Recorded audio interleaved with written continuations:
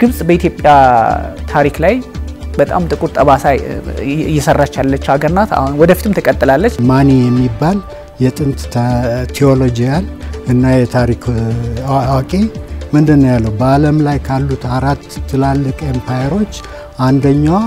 ማናት ኢትዮጵያ ናት እጅና ጣጥፎ መቀመጥ አሁንም ያስፈልጋል ብሎ የሚያስቡ ሰዎችንም መለከታለው አንድ ሀገረ መንግስት አለ ጠንካራ ጦር ሊኖር አይችልም ጠንካራ ጦር ሲኖረው ደግሞ የራሱን ሰላም ብቻ ሳይሆን የሌሎቹንም ሰላም ለማስከበር የሚችል ይሆናል ማለት ነው በተቀላለው ዓለም ላይ ያለ የመገናኛ ብዙሃን ግንዛቤ ኢትዮጵያ የባህር በሩ እንደሚያስፈልጋት ታሳቢ ያደረጉና በአሁኑ ጊዜ ባለው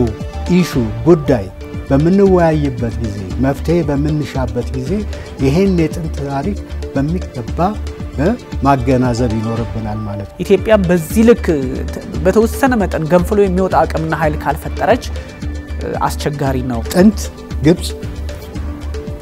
ኢትዮጵያን በጣም የምታከብር ነበረች ምክንያቱም ጥንታውያን ግብጾች የኛ ህይወት የተመሰረተው አባይ ላይ ነው ይላሉ ኤርትራ ውስጥ ማፋሮች አሉ ሶማሊያ ውስጥ ማፋሮች አሉ ጅቡቲ ውስጥ አሉ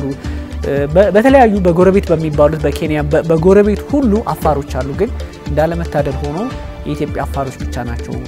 ባህር በር የሌላቸው ናሚቢያ ከቦትስዋናና